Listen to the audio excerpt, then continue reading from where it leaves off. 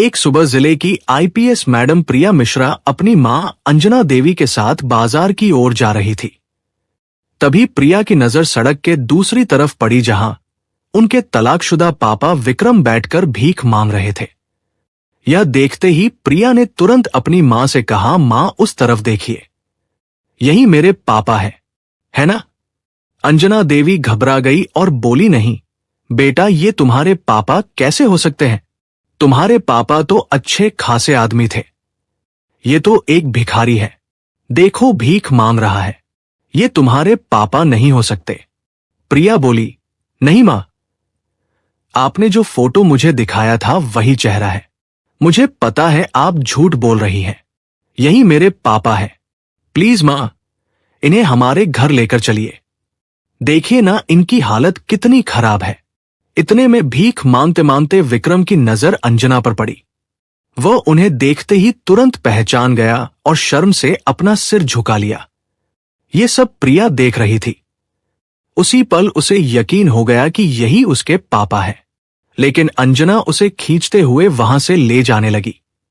वो कह रही थी, ये तुम्हारे पापा नहीं है, तुझे गलतफहमी हो गई है, चल घर चल। मगर प्रिया हाथ छुड़ाते हुए बोली, नहीं मां, पापा को घर लेकर चलो, देख तो लो उनकी हालत कितनी खराब है, सब ठीक हो जाएगा। मां, भले ही आप दोनों का तलाक हो चुका है, लेकिन वह मेरे पापा है। आपका और उनका दुश्मनी हो सकती है, लेकिन मेरा तो नहीं है। मैं अपने पापा को घर ले जाऊंगी। लेकिन अंजना राजी नहीं हुई। वो गुस्से से चिल्ला उठी, देखो, अगर तुम उन्हें घर लेकर जाओगी तो मैं तुम्हारे साथ नहीं रहूंगी। अगर तुम्हें अपने पापा चाहिए तो मुझे भूल जाओ, ज्यादा जिद मत कर, ये तुम्हारे पापा नहीं हैं। अंजना प्रिया को जबरदस्ती खींचते हुए घर ले आई। प्रिया मजबूरी में कुछ नहीं कर सकी और मां के साथ चली गई। उधर विक्रम ये सब देख रहा था।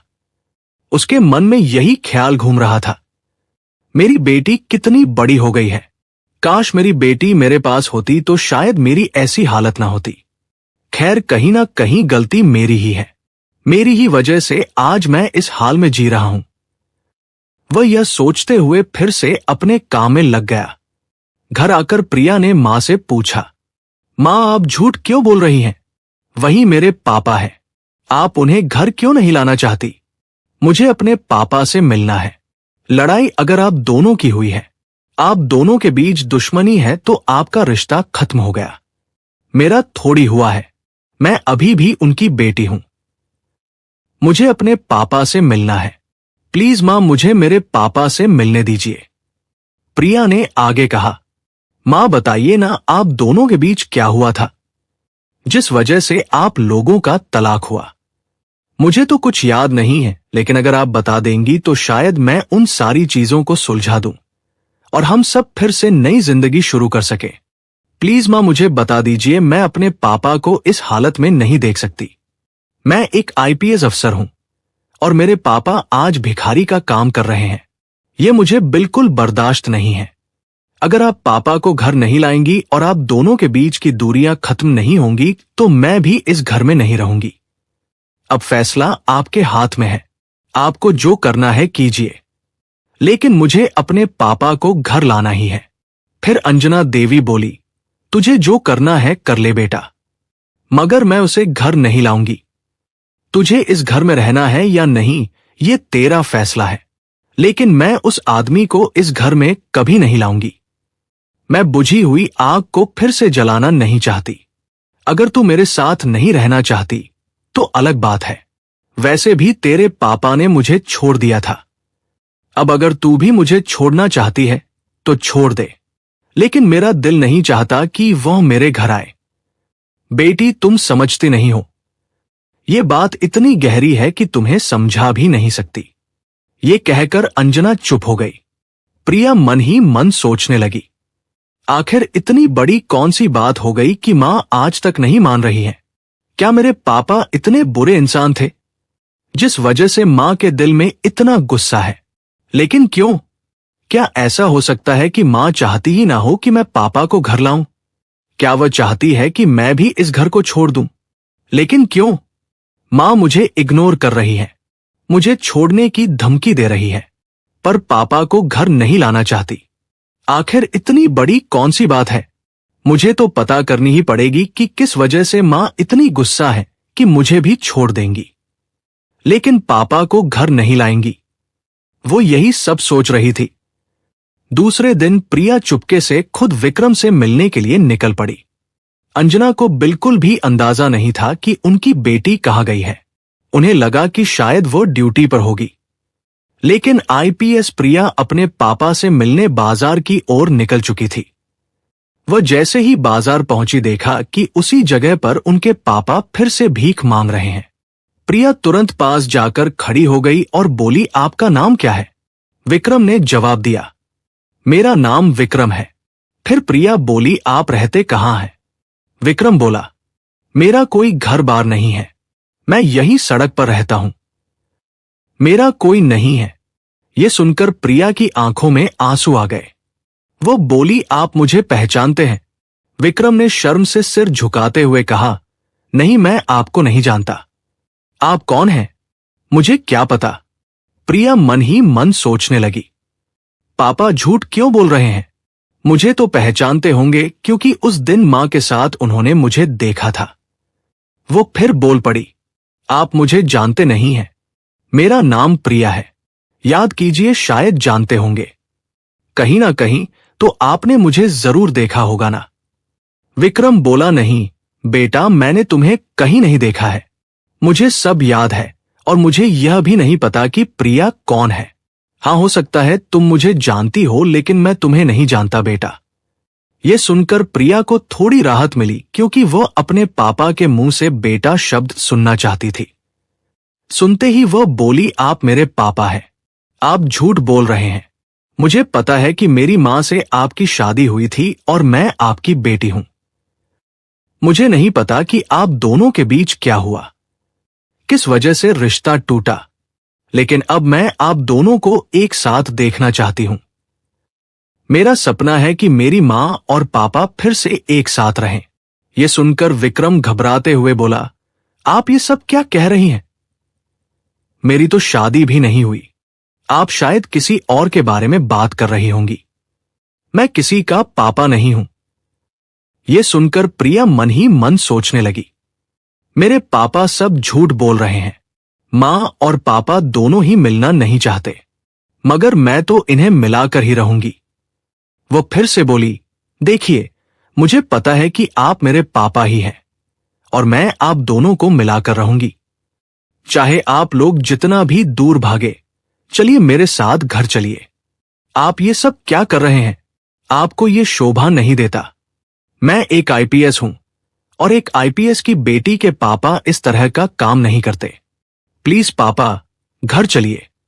यह सुनकर विक्रम की आंखों में आंसू आ गए। वो आंसू पोंछते हुए बोला, नहीं बेटा, मैं तुम्हारे घर नहीं जाऊंगा। वो मेरा घर नहीं है, वो तुम्हारा घर है। तुम रह सकती हो, लेकिन मैं थोड़ी ना तुम्हारे घर जा सकता हूं। हां, बोल दिया, हो गया। मैं यही रहता हूं बेटा और यही रहूंगा। मुझे किसी के घर जाने की जरूरत नहीं है। मैं ठीक हूं। बेटा, तुम घर जाओ। यह सुनकर प्रिया समझ चुकी थी कि इस तरह से इन दोनों को मिलाना आसान नहीं होगा। उसे अब कोई और तरीका ढूंढना पड़ेगा। वो अच्छे से तलाश करना चाहती थी कि आखिर उसकी मां और पापा के बीच हुआ क्या था, किस वजह से उनका रिश्ता टूटा था। वह यह भी ठान चुकी थी कि उस रिश्ते को जोड़ने के लिए कुछ भी करेगी। इसीलिए अगले ही दिन प्रिया ने अपनी मां से पूछा, मां, आपकी कोई सहेली या दोस्त नहीं है क्या? अंजना देवी बोली, क्यों नहीं बेटा, दोस्त क्यों नहीं होंगे? मेरे दोस्त भी थे और सहेलियां भी, और अभी भी मेरी एक दो सहेलियों से बात होती रहती है। जैसे तुम्हारे भी बहुत सारे दोस्त हैं, वैसे ही मेरे भी हैं। लेकिन क्यों बेटा, ये सवाल क्यों? प्रिया बोली, नहीं मां, ऐसे ही पूछ रही थी। मैंने सोचा कि आपके दोस्त हैं या नहीं। वैसे भी घर में तो कभी कोई आता नहीं है, इस वजह से पूछ लिया। प्रिया की बात सुनकर अंजना को थोड़ा शक हुआ कि अचानक ये सवाल क्यों पूछा जा रहा है। फिर वह बोली, सच बताओ बेटा, तुमने ये सवाल क्यों पूछा? प्रिया बोली, माँ बस ऐसे ही पूछ रही थी क्योंकि आप लोगों ने कभी अपनी सहेलियों को घर पर बुलाया नहीं, किसी त्योहार पर भी नहीं बुलाती। तो मैं सोच रही थी कि अगर आपकी कोई अच्छी सहेली है तो आप उन्हें घर बुला लीजिए। मेहमान आएंगे तो हम लोग मिलकर मेहमान नवाजी करेंगे, कितना अच्छा लगेगा। प्रिया की बात सुनकर अंजना बोली, हाँ बेटा, तुमने सही कहा। मेरी एक दो सहेलियां हैं जो पास में ही रहती हैं, उनकी शादी हो चुकी है, अगर बुलाऊंगी तो जरूर आएंगी। दूसरे दिन अंजना देवी की सहेली घर आई। सबने मिलकर खाना खाया, खूब बातें की। उसके बाद जब अंजना की सहेली मीना अपने घर जाने लगी तो प्रिया बोली, अरे आंटी, आप घर जा रही हैं तो अपना नंबर दीजिए ना, कभी कभी कॉल पर बात कर लेंगे। मीना ने नंबर दे दिया और प्रिया ने वह नंबर नोट कर लिया। अगले दिन प्रिया ने मीना को कॉल किया और बोली, आंटी, क्या मैं आपसे मिल सकती हूं? मुझे आपसे कुछ जरूरी बातें करनी है। आप कहाँ हैं? मुझे कहाँ आना होगा? मीना बोली, क्यों बेटा, किस बारे में बात करनी है? फोन पर नहीं बता सकती। प्रिया बोली, नहीं आंटी, ऐसी बात नहीं है, लेकिन मैं आपसे मिलकर ही बात करना चाहती हूं। ये बहुत जरूरी है, क्या मैं आपके घर आ जाऊं? मीना ने कहा, हाँ बेटा, अगर घर आना चाहती हो तो आ जाओ, जो भी बात करनी है कर लेंगे। प्रिया मीना के घर गई और उनसे पूछने लगी, आंटी मुझे ये बताइए कि मेरी माँ और पापा का तलाक क्यों हुआ? क्या वजह थी कि दोनों अलग हो गए और मेरे पापा की हालत इतनी खराब क्यों हो गई कि वह सड़क पर बैठकर भीख मांगने लगे? ये सुनकर मीना ने बताना शुरू किया, जब तुम्हारी माँ और पापा की शादी हुई थी तो शुरू का 1 साल सब कुछ बिल्कुल ठीक था। फिर तुम्हारा जन्म हुआ। तुम्हारे जन्म के 1 साल बाद जिस कंपनी में तुम्हारे पापा काम करते थे वहीं एक लड़की थी। तुम्हारे पापा का उस लड़की से अफेयर चलने लगा। यह रिश्ता लगभग 2 साल तक चला। उस लड़की ने तुम्हारे पापा को बहुत लूटा। ना जाने किन किन तरीकों से उसने तुम्हारे पापा के सारे पैसे ले लिए। यहां तक कि तुम्हारे पापा इतने पागल हो गए थे उस लड़की के चक्कर में कि उन्होंने अपनी कुछ संपत्ति भी बेचकर उसे दे दी। लेकिन तुम्हारी मां को यह सब बिल्कुल भी नहीं पता था। जब तुम्हारी उम्र 4 साल की हुई तब तुम्हारी मां को उस लड़की के बारे में सच्चाई पता चली। इसके बाद तुम्हारी मां और पापा के बीच नफरत पैदा होने लगी। धीरे धीरे नफरत इतनी बढ़ गई कि दोनों एक दूसरे का चेहरा देखना भी पसंद नहीं करते थे। इसी वजह से तुम्हारी मां ने तुम्हारे पापा से तलाक ले लिया। तुम्हारे पापा की हालत पहले बहुत अच्छी थी, लेकिन अब जो हालत है वो सिर्फ उनके अपने कर्मों की वजह से है। ये सुनकर प्रिया की आंखों से आंसू बह निकले। वो रोते हुए बोली, आंटी, मुझे अपने पापा को घर लाना है। मुझे मेरी मां और पापा को एक साथ मिलाना है। मैं अपने पापा को इतनी दुखी हालत में नहीं देख सकती। क्या आप मेरी मदद करेंगी ताकि मेरे पापा और मेरी मां एक हो जाए? मीना बोली, हां, मैं तुम्हारी मदद करूंगी। लेकिन कैसे? तुम्हारी मां तो विक्रम से बहुत नफरत करती है। वह तो उसे कभी अपना मानेंगी ही नहीं। अगर मैं कभी तुम्हारी मां से इस तरह की कुछ बातें करती हूं तो वो मुझे बहुत डांटती है और साफ कह देती है कि उनके सामने मैं उसका नाम भी जुबान पर ना लूं। अब मैं क्या कर सकती हूं? प्रिया बोली, आप कर सकती हो। चलिए आज ही दोनों मिलकर पापा के पास चलते हैं और उन्हें घर लाते हैं। मानने वाले तो वे आसानी से नहीं हैं, लेकिन उन्हें मनाना ही पड़ेगा। उन्हें राजी करना पड़ेगा कि घर जाना ही होगा। शायद वो घर आ जाए। मीना बोली, ठीक है, अगर तुम चाहती हो तो चलो कोशिश करके देखते हैं क्या होता है। फिर दोनों मिलकर विक्रम के पास पहुंचते हैं। मीना बोली, देखिए, मैं समझती हूं कि आप किस हालत में हैं। मैं जानती हूं कि आपका मन नहीं है, लेकिन अपनी बेटी के लिए तो आप घर जा सकते हैं। क्या आपको नहीं दिख रहा कि आपकी बेटी आपसे मिलने के लिए कितनी तड़प रही है? क्या आप उसकी बात नहीं मानेंगे? प्रिया रोते हुए बोली, पापा, आपको घर जाना ही पड़ेगा। मुझे अच्छा नहीं लगता कि आप यहां इस तरह छोटे काम करें। मैं एक आईपीएस हूं और यह आपको शोभा नहीं देता। मैं मानती हूं कि आपका और मां का रिश्ता अब नहीं है, लेकिन मेरा तो रिश्ता है ना। मैं आपकी बेटी हूं। पापा प्लीज घर चलिए, आपको घर जाना ही पड़ेगा। विक्रम बोला, नहीं बेटा, मैं तुम्हारे घर कैसे जा सकता हूं। हाँ, मानता हूं कि तुम मेरी बेटी हो, लेकिन अब तुम मेरे पास नहीं हो।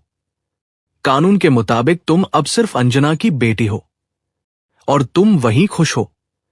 मैं तुम्हें खुश नहीं रख सकता बेटा। मेरी इतनी हैसियत भी नहीं है कि तुम्हारी मां के साथ फिर से जिंदगी बिताने के लिए तुम्हारे साथ जाऊं। तुम ये सब भूल जाओ और अपना काम करो। प्रिया मन ही मन सोचने लगी, पापा को घर ले जाने के लिए कुछ ना कुछ झूठ तो बोलना ही पड़ेगा, तभी वह मानेंगे। वह बोली, नहीं पापा, आप गलत कह रहे हैं। आप मेरे पापा हैं और मैं आपको अपने घर लेकर जाऊंगी।